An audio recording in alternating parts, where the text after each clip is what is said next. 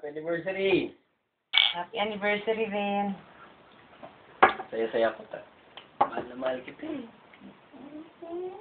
Hindi ba masaya? Parang medyo aligaga ka. Kanina ka pa aligaga. Dapat masaya ka eh. Bert, may matagal na kasi sana akong pagtatapat sa'yo eh. Tungkol saan yan eh? Noon pa lang kilala na kita eh. Tanggap na kita, wala namang problema doon. Ano bang problema? Mga gano'n. Ano pa ba? Tungkol sana sa tunay kong pagkatao. Eh, ano ba yung tunay yung pagkatao? Walang problema doon.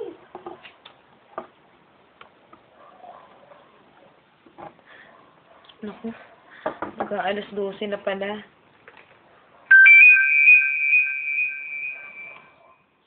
Alam mo, wala namang problema eh.